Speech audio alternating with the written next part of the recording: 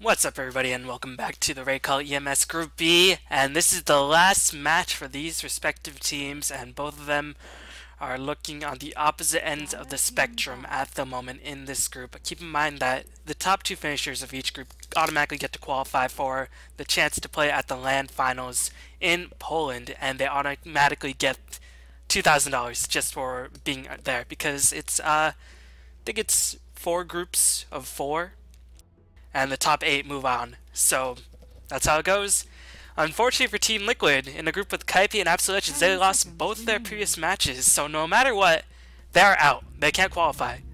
And that is unfortunate for them. Keep in mind this is played Tuesday, so I'm not too sure. I think Liquid has played better ever since Tuesday, but right now it seems like they're in the midst of a rough patch. Meanwhile, Navi, how it goes is that they need to win this game first of all. I need to win this game fast, because right now Kaipi is 1-1. If they beat Absolute Legends in around 30 or 35 minutes, then they will have the tiebreak advantage over Absolute Legends or something like that. It's all based on timing. It's very muddling, but basically everybody but AL wants to win ASAP, and AL can afford to turtle the game and drag out as long as possible. So no early GGs, and Liquid, we'll see if they know the rules. We'll see if they give the other teams a fighting chance. We'll see if they GG out earlier, if they're going to wait for the throne to fall.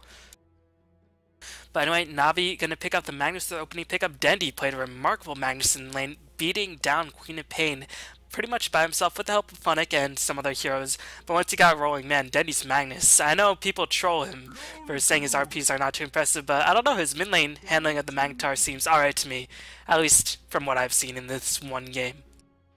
Meanwhile, Liquid picking up a very standard hero in the form of Keeper. Again, I'm sort of knocking Liquid because they seem to be picking quite predictable, but keep in mind, this is played Tuesday. Today is Saturday at the time that I'm casting this, so they probably experimented up things. I know that they've been winning other matches, so again, right now, they seem to like they're in a bit of a funk, but we'll see if they can turn it around. They have a lot of very talented players, and I'm sure they'll be able to get things turned back around, but right now, they're picking up a stable hero in the form of Keeper the Light. And even though Liquid technically have nothing to play for, this is a matter of pride. They want to show that they can beat down Navi.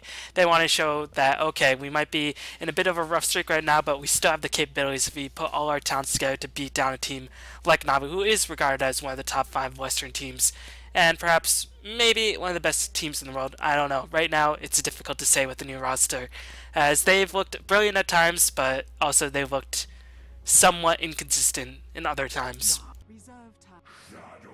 And Liquid going with as standard gets, getting Keeper the Light, Shadow Demon, and Darkseer. And usually, I ask my channels Keeper the Light or Shadow Demon. You don't usually see Liquid get both of their heroes, so if I had to guess, it's going to be Fluff playing the Keeper the Light, because Keeper the Light usually usually benefits more from farm than something like a Shadow Demon, or has the opportunity to get more farm because of his Illuminate, allowing to clear creep waves so easily. Meanwhile, Bulba should be offlane Darkseer, so Liquid, this does have the makings of potential aggressive tri-lane. Keep it light, one of the best tri-lane heroes because he does so much damage in AoE from a ridiculous range. Keep in mind, this is pre-nerf in the tournament edition. And Shaodin is probably one of the best setup heroes in the game, so if Liquid want to pick up something like a Lifestealer, that could be very powerful. As Nami going to be out with the clock, so they are anticipating that Darkseer could go mid. I've never seen Korok actually play the Darkseer mid, so I don't know if Liquid necessarily are comfortable with running the Darkseer mid. Or maybe they would think that Clockwork would go mid. Maybe they just really like hate playing against Clockwork, and against the Navi lineup, which so far has 2 melee heroes when Lone Druid goes in the ultimate, technically 3 melee heroes if you count the Spear of Bear, then playing against Clockwork is just an absolute nightmare. Liquid, interestingly enough, banning out the Lifestealer. Not too sure why. I think Lifestealer against Rubik and Lone Druid is quite good. I mean, Lone Druid does get a lot of armor, but Lifestealer can eat through the bear, pairs very well with Shouty, pairs very well with Keeper of the Light, and is really strong in aggressive trialing. So I'm not too sure I'd Liquid ban the Lifestealer. It just means that they have a different carry in mind. So that's all you can say. So it might be revealed in their last pick. Right now, Liquid, what they need is one more of their solo heroes, whether it be solo offlane or solo mid. Probably solo mid, because Darkseer would probably solo safe lane if Liquid go in aggressive challenge, and their hard carry. 10 seconds. Meanwhile, Navi, they have, again, their same setup they used last game, except now they have Kuroki's famous Rubik. And Navi going to ban out Tinker, so they're betting out a lot of Bulba heroes, so I guess they think that TC or Croc's going to run the Darkseer, or maybe they're forcing Bulba onto the Darkseer. Maybe they're not really that afraid of Bulba Darkseer, because Bulba Darkseer, I'm sure, is in really phenomenal. But these are Bulba's signature heroes. Tinker, Clockwork, these are the heroes that he's made notorious. So I wouldn't be too surprised to see something like a Nature's Prophet ban right here if Navi do not have any use for it. Actually, Team Liquid, they might be crazy enough to run a Darkseer tri-lane. That's a possibility as well.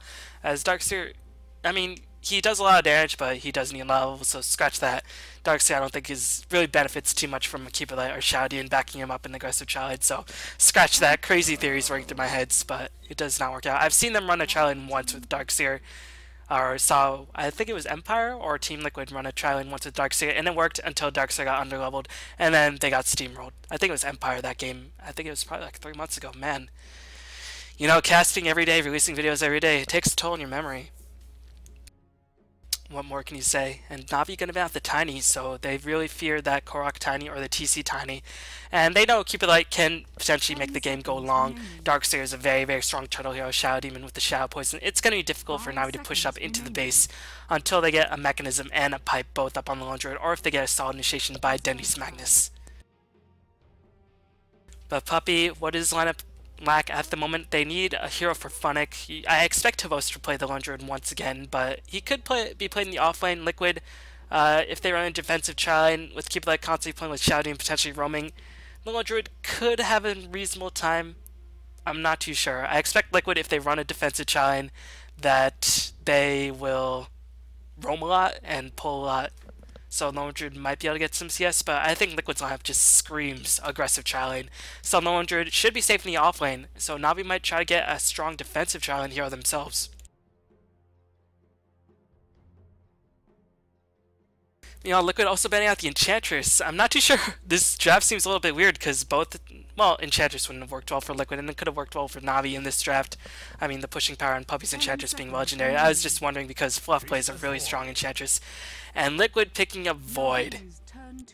I'm so confused right now. Void is not a good aggressive tri-lane hero. He contributes nothing to lane other than a slow and a lucky chance of a bash. He might be able to survive, I'm not too sure.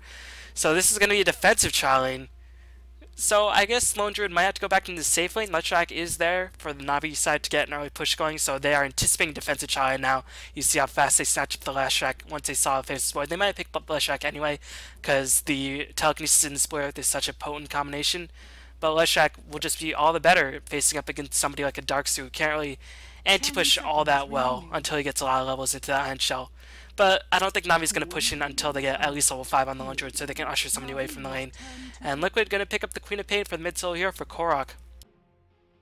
So Navi, they need their primary carry in the tri-lane, unless it is going to be Lone Druid. If so, they need an off-lane hero. And the only off-lane heroes that are left are, I guess, Weaver and Funnick Clinks. Funnick Clinks could be an option, but then you're throwing Lone Druid to the off-lane. So I'm not too sure.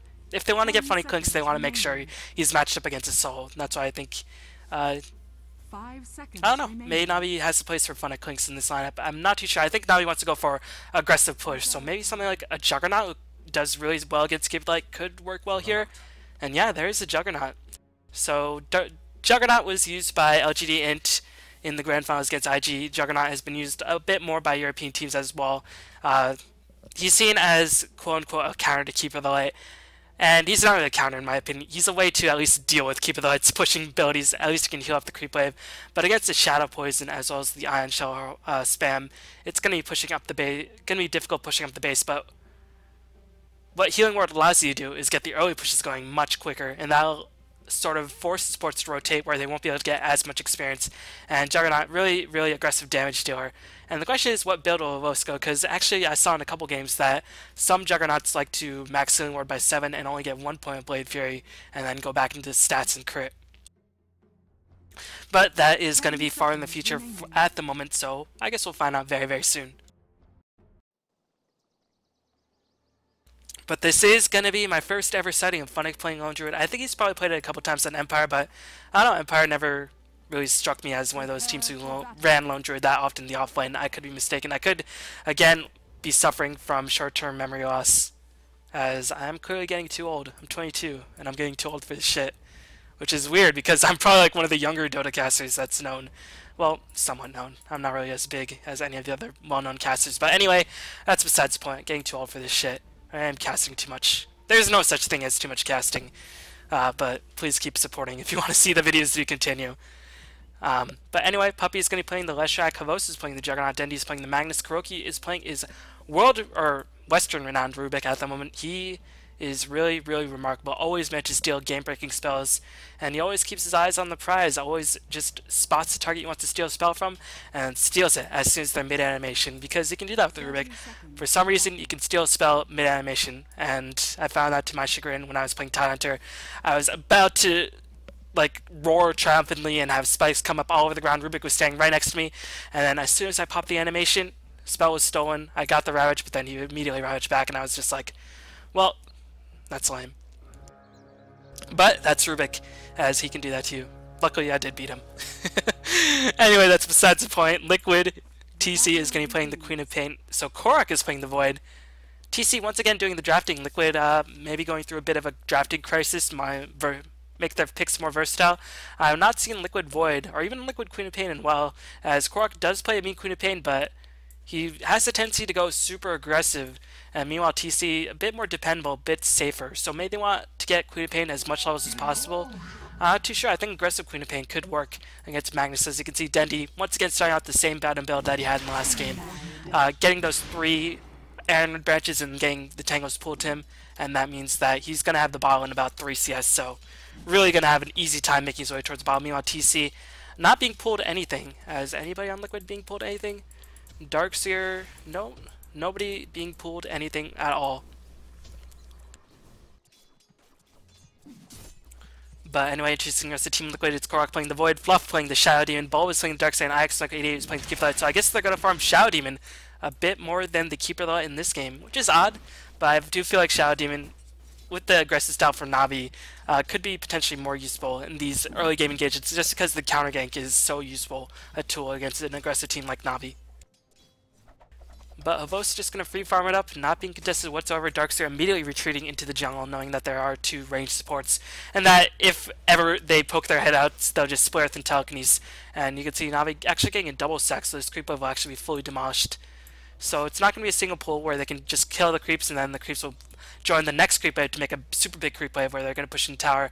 In fact, this creep wave is just going to get completely obliterated, which makes sense, because Puppy really needs level 2 before they can really hope to apply too much pressure to the tower. And they know Bulba is not in the lane at all. They know he's in the jungle, and they know he's not going to be looking for experience in this lane.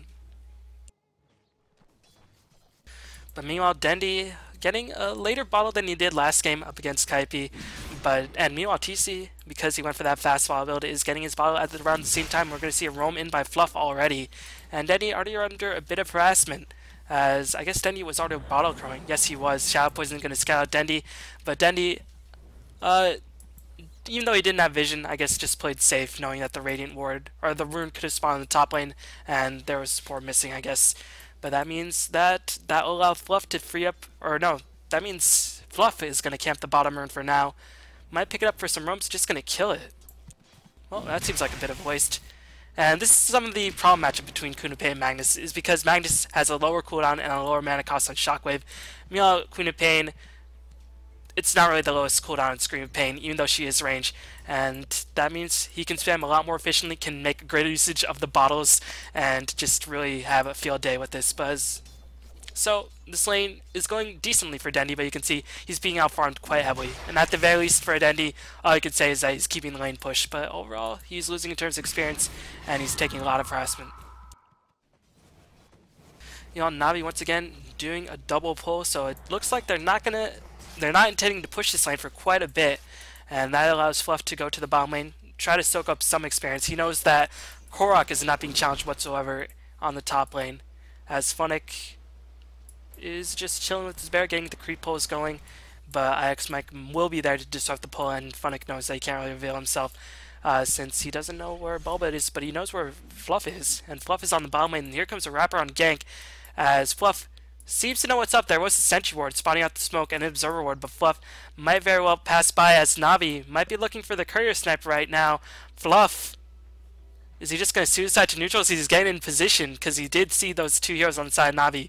Oh, he's so tempted to suicide right now because he doesn't know where the side of Navi is. No, he's just going to stack the camp.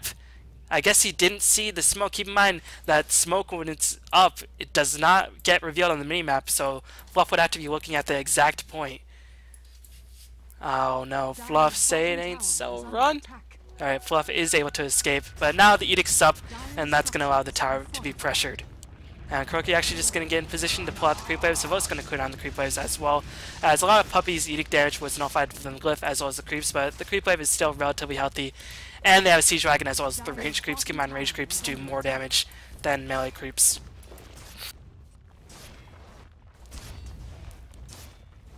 Well, it's because they have a different type of damage, so piercing damage a bit better, I think. Well, technically they do more damage, so having more range creeps is usually better in terms of pushing, as Host doesn't seem like he wants to stop and is pushing Onslaught. Fluff trying to do whatever he can to soak up experience, but he's still level 2. And the question is whether he'll get level 2 Shadow Poison or level 2 or level 1 Soul Catcher at level 3. And meanwhile, Void, you can't really push that effectively, especially nothing with a Keeper of the Light who can push the lane, but still wants to be farming up. Void wants to farm up as much as possible. And the question is, what item will Korok go for? Korok known for being a very, very aggressive player, so he might go for something a little bit out of the ordinary, whether it be something like a straight up Mask of Madness, or I don't know, he could go back into Midas. It wouldn't be too late of a timing, it'd be standard timing on Void in the safe lane. But you can see he's actually falling off in terms of farm. I guess the creep pulls have disrupted him a bit. I'm not too sure, but now that he is level 6, he can teleport around and look for engagements. That's the power of Void, is that even when you don't have too much farm, at level 6 you can teleport around and try to look for engagements and set up kills with your Chronosphere, even though you do want to farm constantly with this hero. And that's usually only reserved when you're really not getting farm whatsoever. But meanwhile, Hanamice is going to be a choice for Korok, as he's playing very, very greedy. It is a standard timing on minus 6 minutes in a free farm lane is quite standard, usually 5.5 on some of the best farmers, but I don't think Korok's played Void that often. TC is going to do a bit of harassment to Dendi. Here comes Fluff with the scouting Shadow Poison, but Dendi just going to get out of there. And here, nice disruption by Fluff, just in range, and TC does pick up the first blood, Illuminate there just to cover the retreat of the Liquid heroes as they are able to clean up Dendi.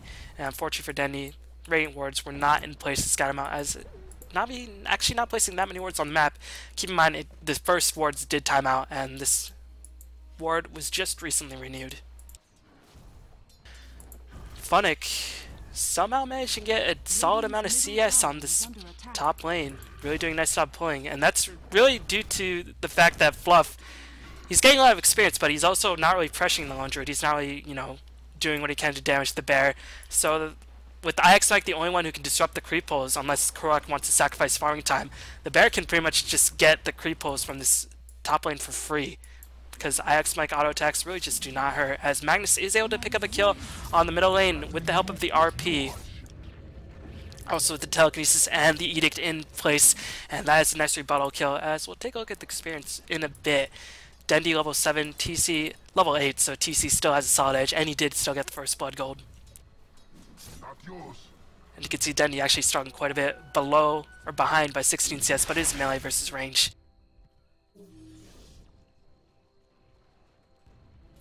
Meanwhile, Havos, what's he gonna go for? He has the phase boots, and he's not revealing. He has the drums finished already, so he might go for phase drums into Yasha, standard Juggernaut build. He might go into, I don't know. What else would Juggernaut go? Maybe Fast Vlads to get the pushing power going that much quicker, and that does help amplify Juggernaut's damage, but I feel like getting more Omni-Slash strikes with that increased attack speed from the Yasha is more beneficial. Bobo's going to apply a bit of pressure to his tower. Let's check out Bulba's experience. He's level 8, and he's been farming uninterrupted in jungle, and this is huge. But the fact that Darkseer has not been uninterrupted in jungle, level 8 at 8 minutes is very, very nice farm on the side of Bulba. He's going to have a fast mechanism, and more importantly, he's going to have a high level of his spells, and at this rate, he's going to have his wall of Replica up in about 3 to 4 minutes. He's going to teleport to the bottom lane, knowing that he's taking enough to survive. So this is what happens when you give Darkseer uninterrupted free farm, and this is what happens when Kuroki lifts up the Queen of Pain and they chain it with the Split Earth, as they manage to pick off TC yet again, as this has just not been a good series for Queen of Pains in these games. And again, one of the problems of Queen of Pains is that she really needs to get off to a good start. Otherwise, the supports and the other people on the team will get items like mechanisms, bracers, and overall just get more levels to tank up against the burst damage from Queen of Pain, which does not actually scale in comparison to other heroes. Well, burst damage does not really scale at all anyway, but I mean, if you look at the damage from Sonic Wave, it's not really that impressive of scaling. Scream of Pain never really going to get more powerful than it currently is. So yeah, Queen of Pain, she's the best solo mid hero for the most part, but if she doesn't get off to a good start, it's very, very bad, as Dendy's going to spy Fluff with his little eye, going to drag him right back into range. Havost in there with the Blade Fury, as they are going to clean out Fluff in a matter of milliseconds. Illuminate is going to fly in. Oh man, just barely missed Havost, as IX Mike only level 2 of Illuminate, so the range is not nearly as far. Meanwhile, Funnick getting that level 6 now feels confident. Now he feels like, okay, Korok, if he drops a Chronosphere on me, I won't die unless there's 3 people there gank me. And as long as I keep an eye out to where Mike is with the Illuminate, I shouldn't die, even with the Chronosphere being dropped. But still, I mean, why contest a Void for farm where you can get absolute free farm in the bottom lane? So, Liquid having a bit of trouble, but Bulba is in there. Unfortunately, not yet level 9, as Illuminate's going to fly in. Here comes Lift Up onto TC as the Omni Slash clears him down yet again. And Kuroki will back off. Dendy, no RP in his back pocket, but does have the invisibility rune. Bulba is chasing down Kuroki with the vacuum, as well as the Ion Shell. Where is Dendy? He's going to get the disruption, force the disruption by Fluff, as Kuroki going to juke into shadows, wasting as much time as possible. Fluff gonna escape with minimal HP. Chronosphere going to be dropped, as well as Soul Catcher. Dendy will most certainly die, even with Void pumping out so little DPS. Puppy trying to approach and kill off Fluff, but is going to get bashed. Time lock, locking Puppy in place, as supposed to Way on Silence, completely out of mana, does not want to feed to avoid, and that is a good turnaround by Liquid in that engagement. They really made great usage of the fact that no RP was in place, and they made great usage of the fact that the creep wave completely died, and such is the power of Keep It Light. Charge up the wave, kill the creep waves, do some damage, and just be very, very happy. Not sure how Bulba got up there. I guess he got lifted. No, I don't think he got lifted. He just managed to get up there somehow. In some miraculous way. Oh, maybe Kuroki stole a lift or yeah, I think Kuroki probably lifted him or to vacuumed him up onto that cliff. So Bulba forced to TP out, but he's going to be level 10, and this Darkseer, he's going to be the X-Factor as he's in most games, but unlike most games where he's sort of left to the wolves, or if he does get off to a fast jungling start, he will get his strength going much earlier rather than 20 minutes in the game. So that is going to be quite beneficial for the side of Liquid. But meanwhile, the mid tower is taking sustained pressure. Havost just chopping down these creeps, and he did actually go for the Vlads to help amplify his pushing power, as well as give, you know, his teammates a bit of extra damage, get him a nice mana aura, and of course that lifesteal, always good. Dendy going for the Blink Dagger. Not too sure I went for Treads because he doesn't have Keep It Light to sustain his mana, but it's just going to be mana intensive. I guess he wants to attack speed and have a semi-carry DPS attitude in this game, as Soul Catcher is going to be dropped from the bear. Havost just diving. Keep in mind you can attack while you're in Blade Fury. You can attack structures that you can not normally hit with the magical. If something is magic immune and you're Blade Fury, you can attack while you're in it. That's what I'm saying. The tower is magic immune. If you're attacking, or if you're Blade Fury BKB hero, you can still attack through it. That's what I tried to get at when I was starting like an idiot.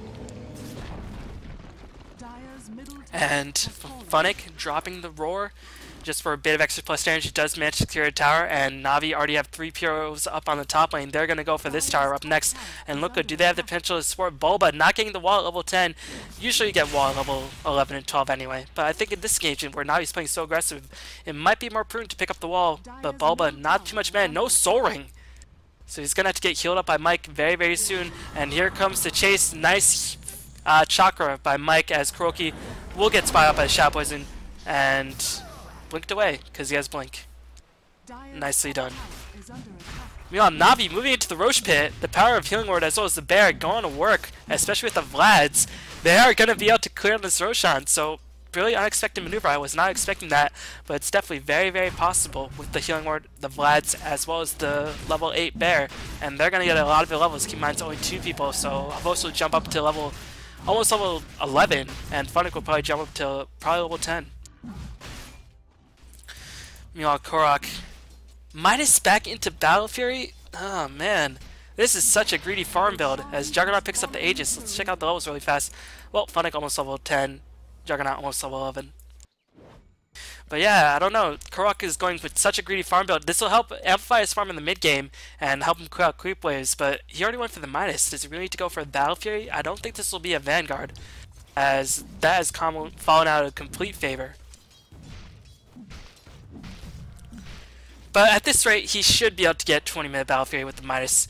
I mean, he already has enough for the Broadsword, or the Claymore at this point, and he'll be able to get the last bit of gold at around 18 minutes, so it'll be at a good schedule. And Liquid actually looking to apply a bit of pressure. They want to open up the map a bit so the Korok can have more room to farm up and get that Battle Fury online, but nice blinking by Kuroki. The RP is challenged. It does catch Mike. Nice skewer backwards. And Leshrac dies once again in the blink of an eye. Juggernaut in the back lines getting a double Omnislash kill. I did not even see Havost wrap around from the side, and he is on the hunt for more deaths. I just want to... I'm going to rewind that just a little bit. 26-28 as... Yep. So we're going to see Havost wrap around from the side. Omnislash immediately kills off Fluff and actually kills off TC as well. And it did not even drop any bounces. Havost is level 11, so he was able to get the multiple bounces on the Omnislash. And with the Aegis, he can dive in without much fear at all. And with Queen of Pain dying so many times, it's going to be a long time before she has too much of an impact in this game whatsoever. Despite her nice creep control on the middle lane, she's died a numerous number of times, and that means she has to go very defensive. She has to go into BKB, which I'm sure she did not want to go to. She wanted to get probably something like an Orchid to shut down Kuroki. But now Kuroki getting the upper hand, and Kuroki's going to have his Blink Dagger up before Queen of Pain has her first big item up. And that is not good news for Team Liquid. That means they can initiate, and that means they can initiate on Void if they really have to. As the push is going down, Edict and the healing ward just able to sustain this push. Korok charges in, does clean up the ward. Korok charging in without any fear, relying on the backtrack as well his time walk to escape if he needed to. You know, Havost taking 3 stacks to the Shadow Poison. He does have to be careful. Here comes Korok, gonna jump in, vacuum down onto Funnick. Bulba is gonna get chain stunned up by his Centaurs. These Centaurs turning against the heroes as Havost is able to clean up Fluff. Bulba, can he actually escape? Korok trying to do what he can, but Korok at this point does no damage. And Havost on the other hand has Drums as well as Vlad, so he can easily clean up the damage if he gets a couple more critical strikes. And Denny is back on the hunt. Gonna skewer backwards. Korok gonna get a nice Chrono Spear as well as the Sonic Wave. Beautiful stuns by Liquid. Kuroki steals the Chrono Spear. Gonna trap Bulba and TC in place. Might allow Havost to escape for free. Kuroki gonna get disrupted. Gonna sacrifice his life for Havost. But yeah, really nice counter gank by Liquid. That vacuum into the Chrono Spear, catching 3 people. And Chrono Spear stolen by Kuroki. I mean, it was a great move by Kuroki, but all it did in the end was just save Havost's life, which is quite important. He has 3,100 gold in the bank, and I'm sure he would have lost a good deal of bounty. As Funnick, did you actually die? No, I guess Funnick never died. He went back into Midas. So I guess he's going to go into the Maelstrom build. I don't see any Blink heroes on, say, Liquid, or heroes who would pick up Blink Dagger, so Maelstrom seems to be the logical choice. Meanwhile, Havost getting very, very far and very, very quickly. Actually going for the Diffusal Blade. Not really something you see too often on Juggernauts, but Mana Burn is quite useful. And also, it's a counter to Darkseer if he surges somebody away, which is a problem for multiple melee heroes if you don't get any tangles or roots. And the stuns have already been used by Leshrac and Rubik. The Diffusal Blade will just purge through that surge and allow the Juggernaut to actually keep hitting things besides getting relentlessly kited, which is actually becoming a problem. You saw Havost being constantly juked by Bulba in the last engagement. And Bulba was able to live through that fight, get a lot of experience. Level 11 has that mechanism up as well as point to wall. You know, TC getting close to that BKB. Void. What you got, Void? Battle Fury in about 50 gold, but Navi's next push attempt is going to strike relatively soon. The question is how much farm can TC or Korok actually muster before Navi strikes again. Keep it light, no farm whatsoever. And Shaodin, just with some tranquil, is going to go into the urn, get himself a bit of healing and as well as some strength. As Vost buys himself a nice stack, but no Battle Fury means he can't clear it. But it doesn't matter because he has Dendy there with the Empower. God, Magnus is a good hero. What more can you say? He's a really, really, really, really, really good hero. But Vost might pay for his insolence. He's gonna get spot out. Oh no, Liquid actually didn't see him. Did Liquid smoke? Oh, Liquid are gonna smoke now, but the stack was already killed. They could not see who killed the stack. They're gonna have to initiate on Funnick. And they are gonna get the initiation. Here comes the Purge, as well as the Soul Catcher, gonna do a lot of damage, but a nice lift in by Kuroki, gonna lift up the side of Liquid. And meanwhile, the Omnislash goes bouncing like crazy, is able to clean up the Keeper. It's going to be a 1-for-2 trade thus far. Havos taking so much damage because he was trapped in the Chronosphere, but Kuroki doing a lot of damage in the background. Puppy with still a decent amount of mana and HP. Dendy is on the hunt. RP's up relatively soon. Kuroki's going to get cleaned up. It's going to be a 2-for-2 engagement thus far. I think, yeah, that favored Liquid. I mean, they had to use both of their ultimates, but at this stage in the game, it's more than worth it. But keep in mind, Navi fought that engagement without the RP, as the RP is there for TC. Can they get the follow-up stun? They are going to get the follow-up stun, and they are able to finish off TC. So it's going to be a 3-for-2 engagement. And that, in the end, did favor... Yeah, it favored Navi. Even though they lost Funnick, they killed TC once again. Going to delay that BKB by an incredible amount at this stage. I'm sure she lost a lot of gold. And Dendy is going to be well on his way towards picking up Mask Madness, it looks like. Really interesting item. Don't usually see that on Magnus, but it does allow him to do a lot of damage in the... It's sort of a pub build, as Magnus is in the old days before he even got popular. Blink Dagger into Mask Madness into Battle Fury, and just do, like, 3-shot everybody once they get stuck in an RP. So it's kind of cute, but the question is, does it work? I think it's okay.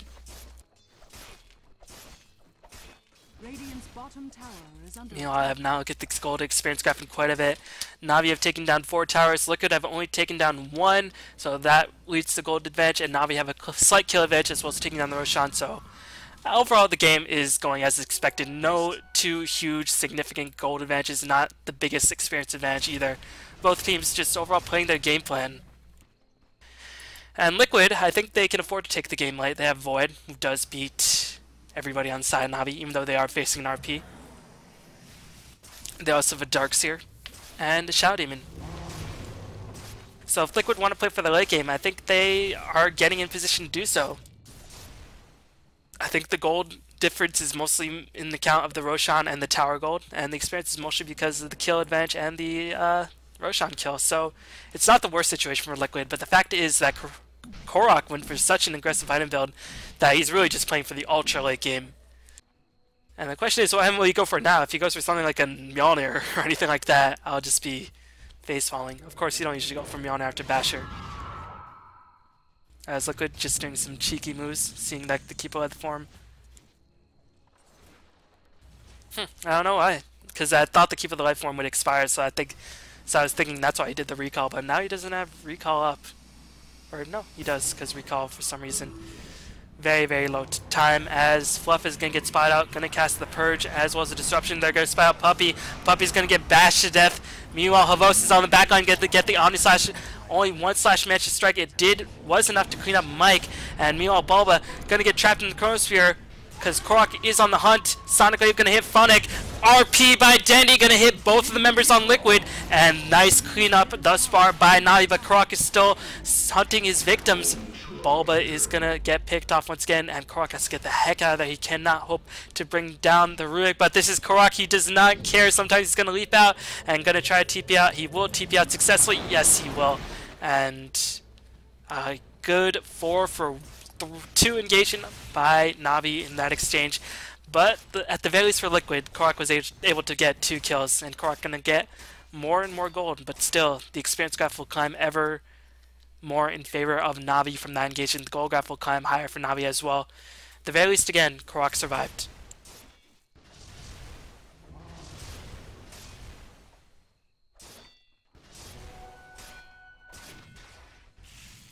You know, I imagine Roshan's going to respawn relatively soon. Let's check out different tabs. Net worth. Juggernaut only 2.6k net worth ahead of the Void. Void has been out to get his farm going. Only by 6 CS. GPM Juggernaut is vastly in excess of 500 as he's approaching that 600 GPM mark, which is the standard for carry players in most games when, you know, they have an advantage.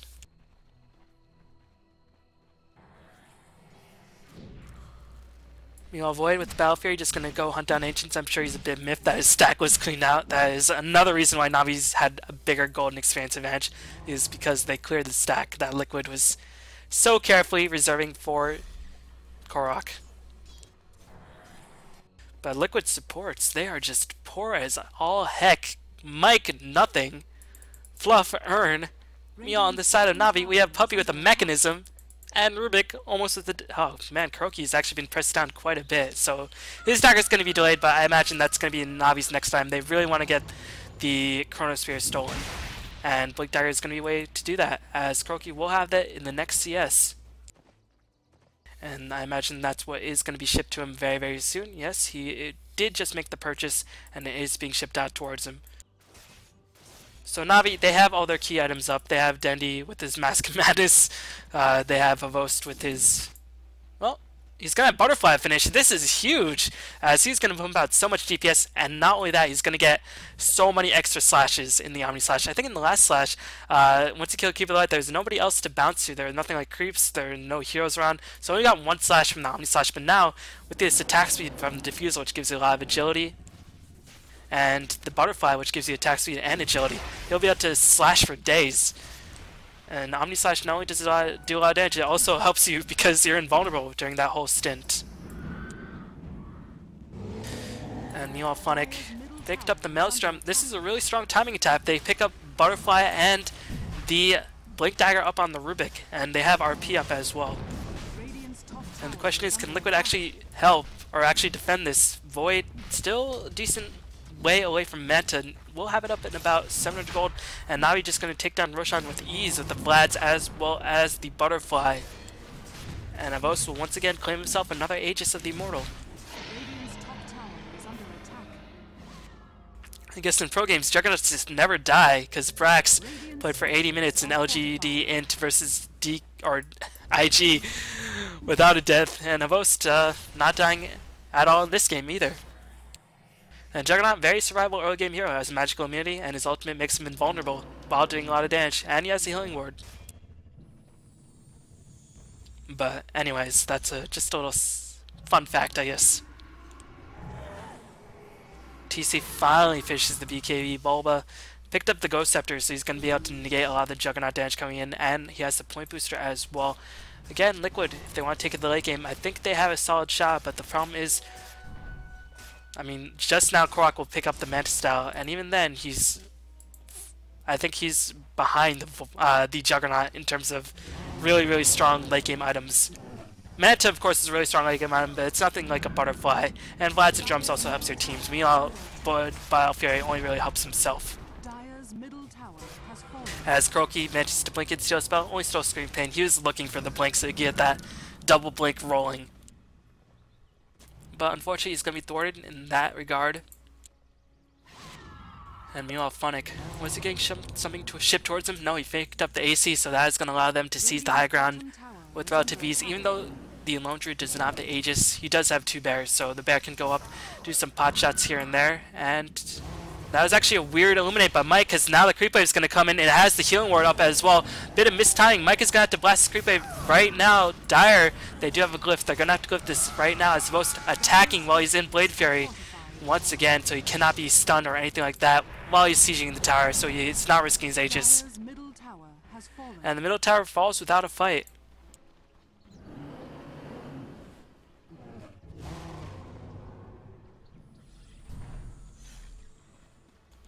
Gold experience graph climbing ever so higher in favor of Navi.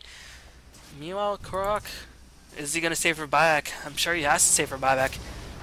And Illuminate, such an annoying pest, but Healing Ward, just saying, whatever. Bear, you're back up to full HP. Don't even have to summon a second bear, as Juggernaut and Lone Druid just have really good synergy. Avos is going to get bashed, but a 3-man RP by Dendi.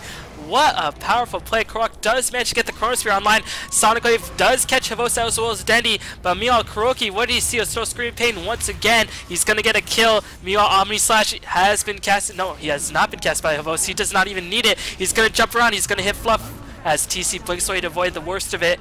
Meanwhile, TC is gonna get rooted to the ground. TC is gonna die. TC no buyback. Void does have his life as well as his buyback, but really at this stage in the game, without anything like a BKB, Void can't jump in when only Leshrac is dead. And the fact that Darkseer was brought down was huge, even though he popped the mechanism as well as the wall. I'm sure they would have liked to get some residual damage as well as getting the Surge. And Navi gonna take down 2 barracks in a matter of moments, and Havost will end up perishing, will lose his Aegis. Meanwhile, look at Phonic, he's chasing with his berry, he's able to kill off IX Mike. Havost is going to respawn, they want Korok, they're going to try to take Korok. They will be able to get, defensively disruption means Korok will live just an instant longer. Can he buy back? He does have buyback gold, but is it even worth it? I guess not, because if he could have, he would have at this point. Or maybe he's just waiting for TC to respawn. But the tier 4s are going to get brought down. Korok, he's going to have to buy back. He's waiting for the Chronosphere. Chronosphere will not be online by the time Navi takes the base. This is going to be GG. He has to buy back right now. I mean, even if he buys back, he's fighting without a Chronosphere. Here comes the Skewer back and whiffs on Bulba completely. And Liquid waiting for the bare end, preserving the time rating, giving Kaipi at least a chance if they win the game fast enough. But still, 29 minutes. And Kaipi gonna have to win their game in around a similar time, otherwise they will get knocked out. But Liquid going 0-3 in their groups. Keep in mind this is Play Tuesday, and I think Liquid have actually done reasonably well since then. They took first in the DreamHack groups in the qualifiers, so they guaranteed at least $1,000 from that. So, you know, every team hits their slumps. Liquid has been streaking for such a long time that, you know, eventually they were sort of forced to, just by the laws of Western teams, where every team goes on a huge tear and then they fall back to earth a little bit. But now it seems like they're getting back their consistency. Maybe it's a change of drafting. Maybe Fluff's back on captain. I'm not too sure about the Liquid lineup.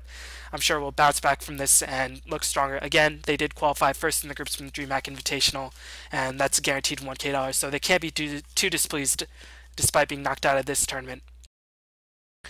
But Navi gonna mean that they will advance to the LAN unless for some reason what's the time rating? Well, Absolute Legends beat Navi, and Navi beat Liquid. So Navi have to hope Kaipi wins. And no, I'm not too sure. Time rating is it's just basically Absolute Legends. If they win, Navi and Absolute Legends are through. And if Kaipi wins, then they have to win in around 30 minutes. Otherwise, Kaipi do not advance. I think that's how it goes. Because Navi, their 2 victories are quite early, so to speak. And I think the time rating for the other games are a bit longer. But anyways, I'm all very confused. Hopefully you enjoyed this Group B, as I covered most of the matches. I'm not too sure if I'll bring you the last match. I'll try to do my best, but still, I value most of the matches between the most well-known teams. Let me know if you want to see the conclusion of Group B. But yeah, the Raidcall EMS, I mean, more groups are coming Monday and Tuesday, so hopefully it's going to be looking decently stacked for the LAN finals. But thanks for watching, and I'll see y'all next time. Peace.